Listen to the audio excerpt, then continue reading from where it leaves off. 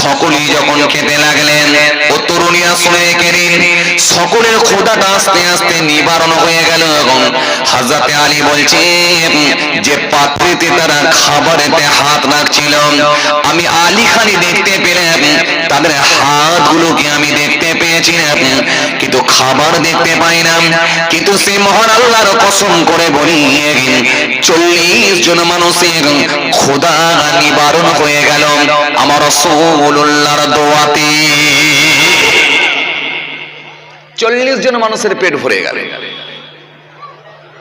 হযরত আলী বলেন, যে খাবারের পরিমাণ ছিল এত কম, একজন লোকেরও ঠিকঠাক ভাবে পেট ভরবে না।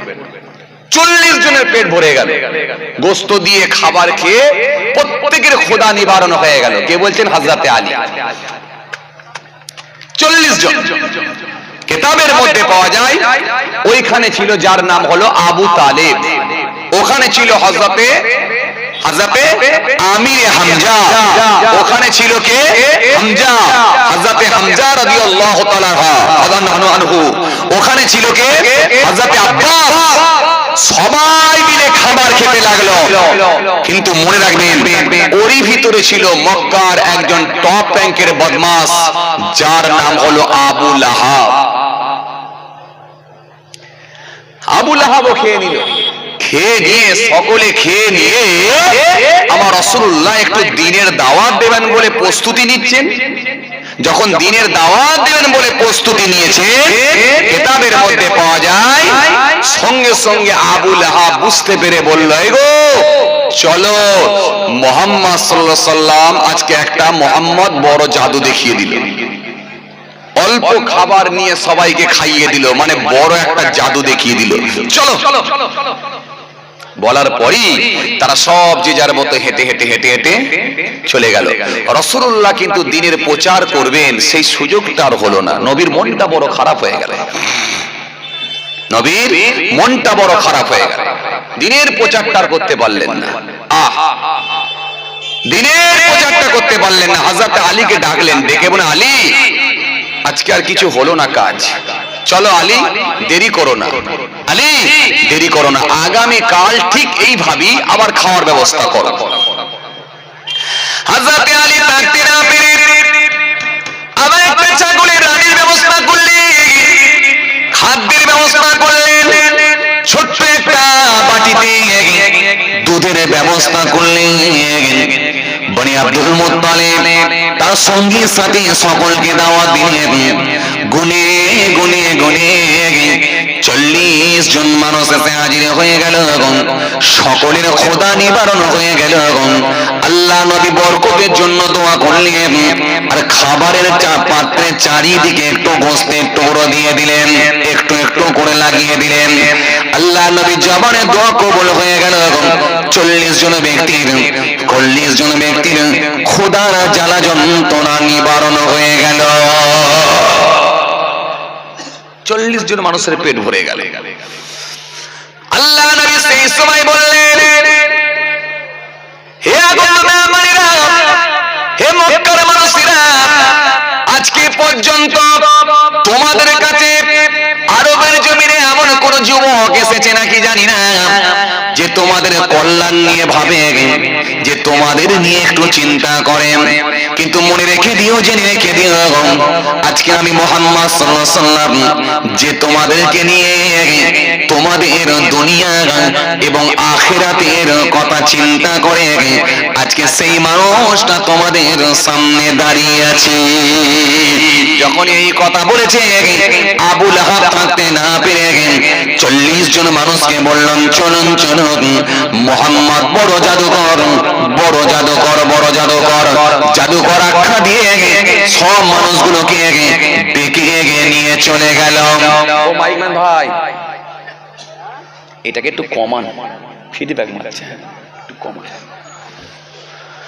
সব মানুষগুলোকে ডেকে নিয়ে চলে গেল, সব মানুষ চলে গেল। মক্কার সব থেকে বড় বড় যে লিডার গুলো ছিল, তার মধ্যে একজন আছে যার নাম হলো আবু লাহাব। খুব খতরনাক লোক, খুব খতরনাক লোক। ভাই ভাঙবে তবুও মুচকাবে না, যার সম্পর্কে আল্লাহ রাব্বুল আলামিন কোরআনের মধ্যে একটা সূরা দিয়েছেন। এই সূরাটা আপনারা অনেক সময়ই নামাজে পড়েন, যে সূরাটার নাম হলো সূরা লাহাব। সূরা লাহাব, এই আবু লাহাবকে মনে রেখে, আবু লাহাবকে সামনে রেখে আল্লাহ এই সূরা লাহাবটা দিয়েছেন। ভাইরা আমার ভালো করে শুনেন, এই সূরা লাহাব আল্লাহ রাব্বুল আলামিন নাজিল করলেন। জি, এই আবু লাহাবকে উদ্দেশ্য করে সূরা লাহাব নাজিল করেছিলেন। কোরআন শরীফ এমন একটা গ্রন্থ, এমন একটা পুস্তক, যার প্রত্যেকটা অক্ষরের বিনিময়ে আল্লাহ 10টা করে নেকি সওয়াব দিয়ে দেন। একটু জোরে বলতে পারেন না? আরো জোরে বলতে পারেন না? কোরআন শরীফ প্রত্যেকটা অক্ষরের বিনিময়ে আল্লাহ রাব্বুল আলামিন 10টা করে নেকি দিয়ে দেন। জি ভাইরা আমার ভালো করে শুনেন, কাউকে যদি কেউ যদি কাউকে শুকর বলে গালাগালি দেয় বা সোয়ার বলে গালাগালি দেয়, সে লোকটা লাঠি নিয়ে ছুটে আসবে। কথা বলেন, আসবে কি আসবে না? আসবে কি আসবে না? কিন্তু কোরআন শরীফের মধ্যে আল্লাহ দিয়েছেন, সুন্দর করে বলেছেন, ইন্নামা হারামা আলাইকুল মাইতাতা ওয়াদ-দামা ওয়া লাহমাল খিনজির ওয়া মা উহিল্লা বিহি লিগায়রিল্লাহ। এখানে আল্লাহ রাব্বুল আলামিন অনেকগুলো কথা বলেছেন, তার মধ্যে বলেছেন ওয়া লাহমাল খিনজির, শুকরের গোশত তোমরা খাবে না। এই শুকরের গোশতর কথা আল্লাহ বলেছেন। খিনজিরের গোশত খেতে বারণ করা হয়েছে। আল্লাহ কতগুলো জিনিস এখানে হারাম করেছেন, এই হারাম সম্পর্কে এই আয়াতটা দিয়েছেন। ইন্নামা, নিশ্চয়, হারামা, হারাম করে দেয়া হয়েছে, আলাইকুম, তোমাদের জন্য, মাইতাতা, মৃত জানোয়ার, ওয়াদ-দামা, প্রবাহিত রক্ত, ওয়া লাহমাল খিনজির, এবং শুকরের মাংস, শুকরের গোশত। ভাইরা আমার, এবার আপনাদের সামনে বুঝাই, ভালো করে শোনেন।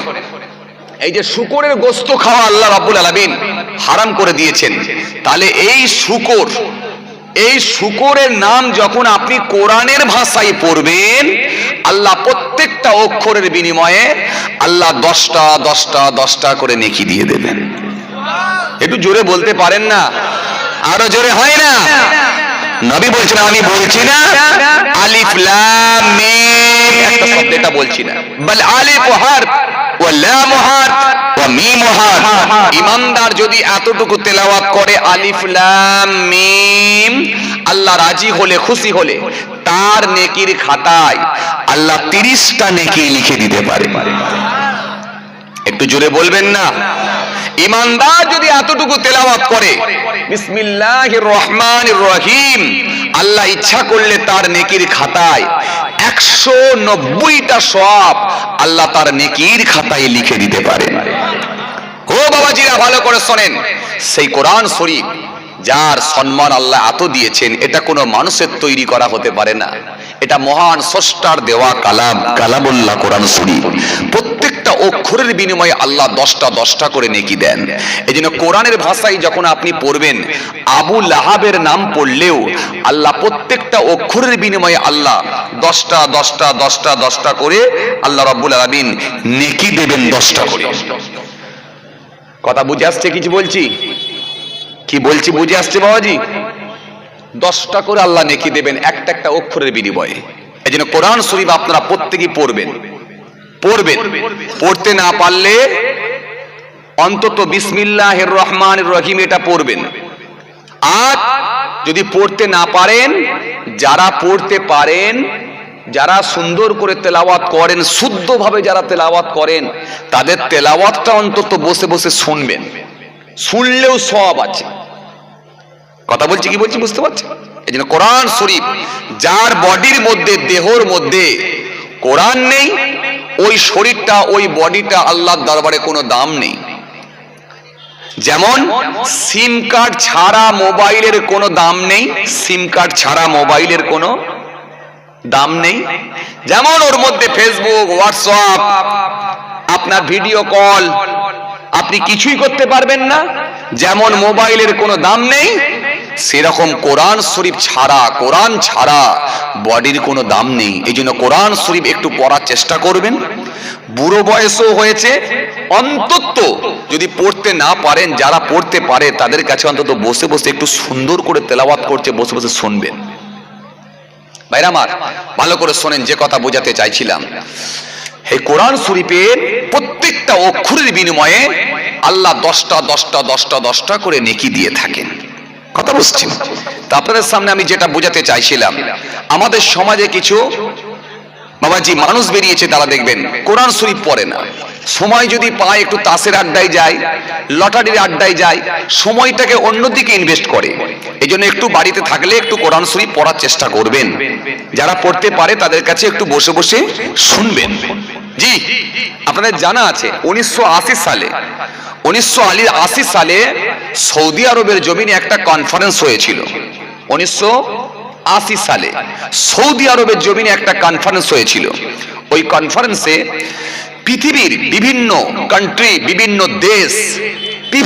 দেশ থেকে বড় বড় পণ্ডিতরা, বড় বড় মনীষীরা এবং বড় বড় শায়খরা ওই কনফারেন্সে তারা অ্যাটেন্ড করেছিল। তাদের ভেতরে জি ফ্রান্সের একজন বিখ্যাত সার্জন, যার নাম হলো ডক্টর মারিস মোকাইল, তিনিও কিন্তু ওই কনফারেন্সে গিয়ে অ্যাটেন্ড করেছিলেন।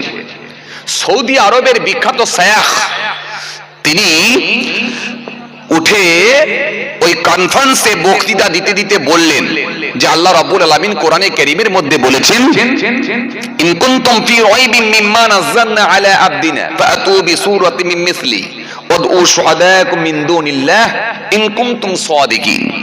আল্লাহ কোরআনে কারীমের মধ্যে বলেছেন যে এই কোরআনের মধ্যে কোনো ভুল নাই, এই কোরআনের মধ্যে কোনো সন্দেহ নাই।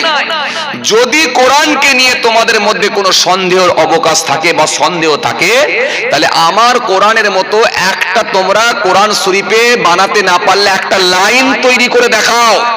পৃথিবীর যার খুশি সাহায্য নাও, কেবলমাত্র আল্লাহর সাহায্য ছাড়া তোমরা একটা লাইন তৈরি করে দেখাও, ইন কুনতুম সাদিকিন, যদি তোমরা সত্যবাদী হও। সৌদি আরবের বিখ্যাত শায়খ তিনি যখন উঠে দাঁড়িয়ে এই কথাটা বললেন, বলার সঙ্গে সঙ্গে ফ্রান্সের বিখ্যাত সার্জন তিনি চমকে উঠলেন। বলে কি যে কোরআনের মধ্যে কোনো ভুল নাই, এই কোরআনের মধ্যে ভুল বের করে আমি দেখাবো। হে তরুণিয়া, নওজওয়ান জামাকেরা, হে আমার মুরব্বিয়ারা, বাবারা শুনে কি দিন না, বাবারা জিনিয়ে কি দিন না। ফ্রান্সের বিখ্যাত সার্জন ডক্টর মারিস মোকাইল চ্যালেঞ্জ গ্রহণ করে ফেললেন।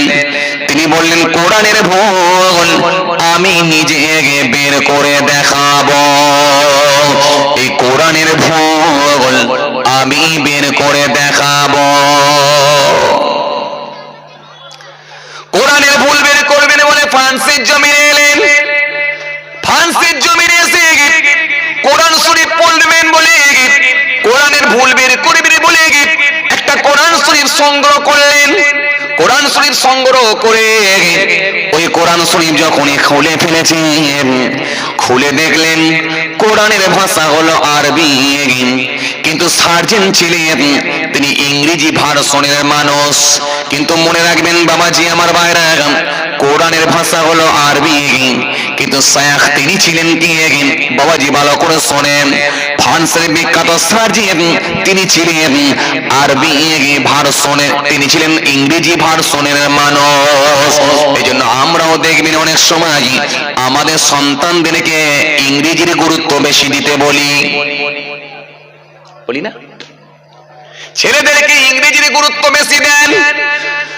আমি আপনাদেরকে বলবো, ইংরেজির গুরুত্ব দিচ্ছেন দেন, মানা আপনাদেরকে আমি করব না। কিন্তু মনে রাখবেন বাবাজি, আল্লাহর কোরআনকে বাদ দিয়ে নয়। কেন? কোরআন শরীফটা আপনার কবরে যাওয়ার পরে কাজে আসবে, হাসরের ময়দানে আপনার কাজে এসে যাবে। এজন্য রাসূল বললেন, তোমরা আরবির গুরুত্ব দাও, আরবির প্রাধান্য দাও, আরবির গুরুত্ব দাও। আল্লাহ নবী বললেন, তিন কারণে তোমরা আরবির প্রাধান্য দাও। এক নাম্বার হলো, আমি রাসূলুল্লাহ, আমার জবানের ভাষা হলো আরবি। জোরে বলতে পারেন না? মন খুলে হয় না? দিনের বেলা রোজা ছিলেন নাকি আপনারা? হ্যাঁ, এত কমজোর হয়ে যাচ্ছেন কেন? বুঝতে পেরেছি, রোজ আপনারা রাত জাগছেন, কথা ঠিকই, প্রত্যেক দিন জলসা, জি, কত সুবহানাল্লাহ পড়বেন।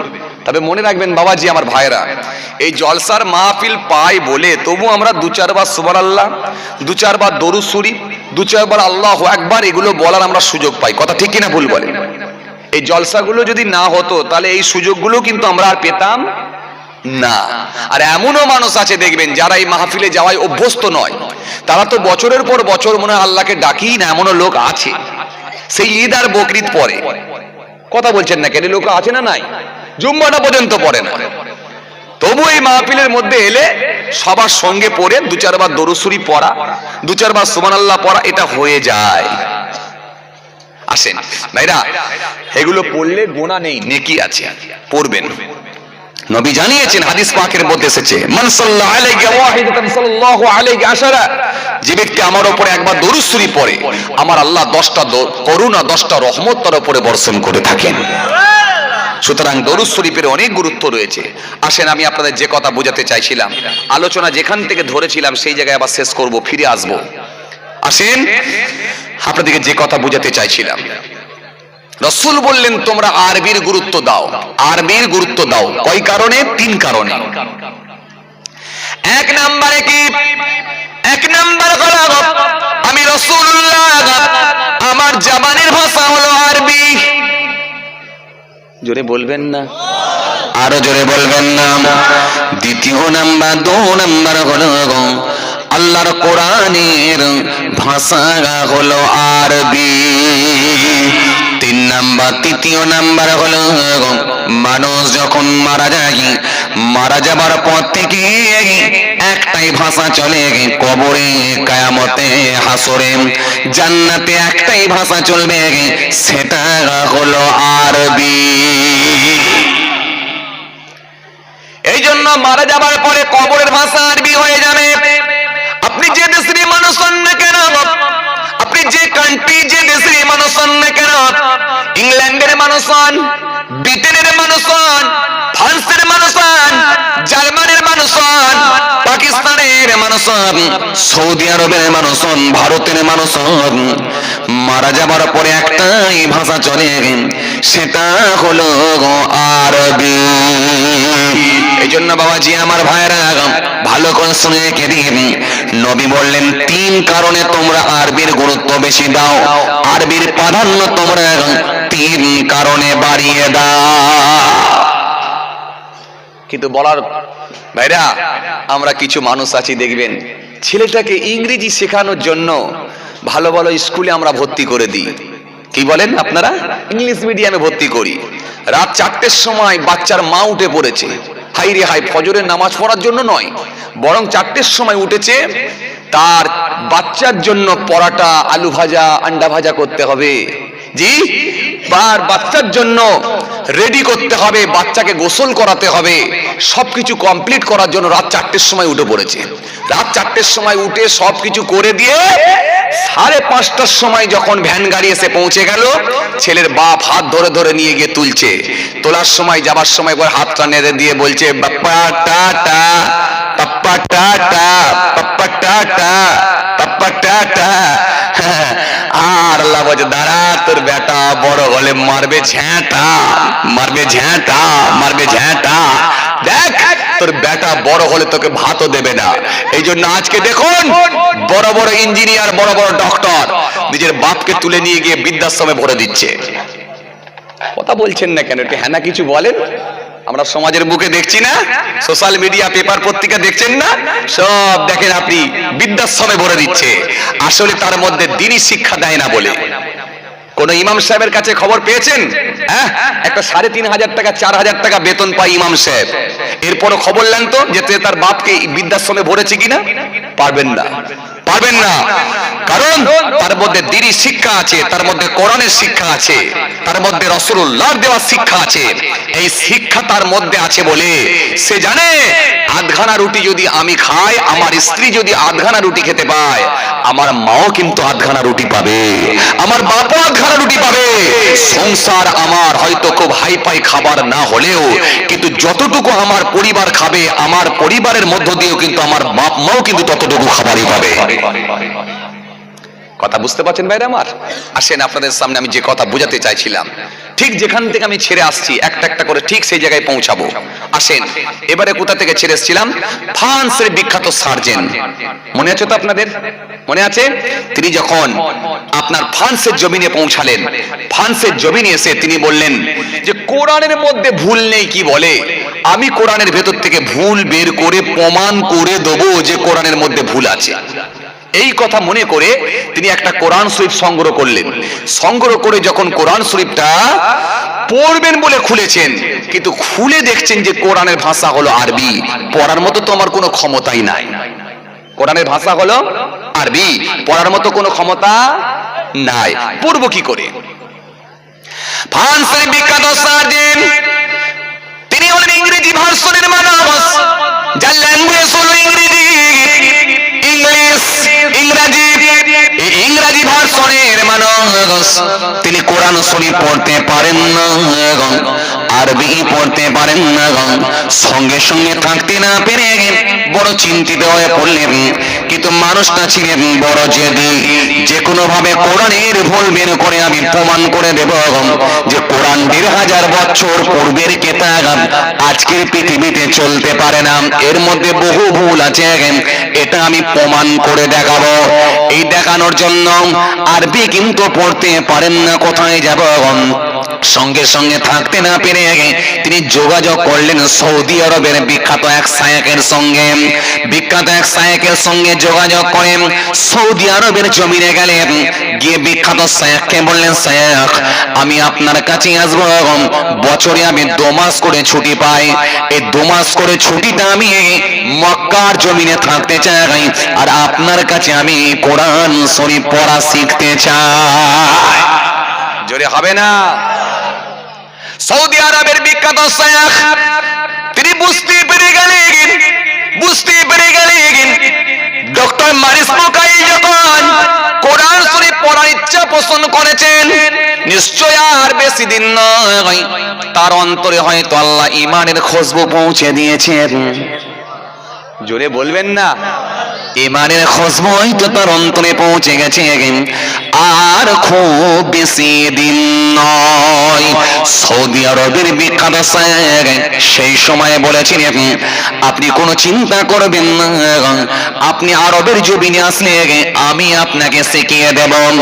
2 মাস করে ছুটি পেলেন, ওই 2 মাসটা তিনি মক্কার জমিনে গিয়ে থাকতে লাগলেন। মক্কার জমিনে গিয়ে 2 মাস করে তিনি থাকতে লাগলেন। এইভাবে 1 দিন 2 দিন 3 দিন 4 দিন নয়, টানা 5 বছর তিনি আল্লাহর কোরআন শরীফটা শিখবেন বলে 5 বছর তিনি মক্কার জমিনে গিয়ে এইভাবে শিখতে লেগেছিলেন। 5 বছর। 5 বছর পরে যখন পুরোটাই শিখে গেলেন, কোরআন শরীফ যখন নিজে নিজে পড়তে শিখে গেলেন, এই জন্য মানুষ চেষ্টা করলে সব পারে, চেষ্টা করেছেন তাই জমির হালকাটা আপনি শিখেছেন, চেষ্টা করেছেন মাঠেতে ট্রাক্টর দিয়ে শিখেছেন, চেষ্টা করেছেন সবজি চাষ করা শিখেছেন, চেষ্টা করেছেন গাড়ি চালানো শিখেছেন। সুতরাং আপনি যদি চেষ্টা করেন আল্লাহর কোরআন শরীফ পড়া শিখতে পারবেন, এটাও যদি চেষ্টা করেন। বাবাজি আমার ভাইরা, মান জাদ্দা ওয়াজাদা, जिसने कोशिश किया उसने पाया। যে চেষ্টা করবে সফলতা তার মধ্যে আসবে, চেষ্টা যার মধ্যে নাই সফলতা তার মধ্যে আসতে পারে না।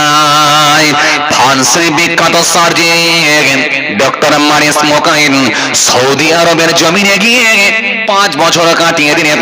5 বছর কাটিয়ে দিয়ে পুরো আল্লাহর কোরআন শরীফটা নিজে পড়তে শিখে গেলেন। আল্লাহর কোরআন শরীফ পুরো পড়তে শিখে গেলেন ফ্রান্সের বিখ্যাত সার্জেন। আল্লাহর কোরআন শরীফ যখন শিখে গেলেন, আল্লাহর কোরআন শরীফ পড়তে শিখে গেছেন, এবারে তিনি মনে মনে ভাবলেন এবারে আমি কোরআনের ভুল বের করতে পারব। এই কথা মনে করে তিনি যখন ফ্রান্সের জমিনে ফিরে ফিরে এসে পড়তে শুরু করলেন, আউযু বিল্লাহি মিনাশ শাইতানির রাজিম, বিসমিল্লাহির রহমানির রহিম।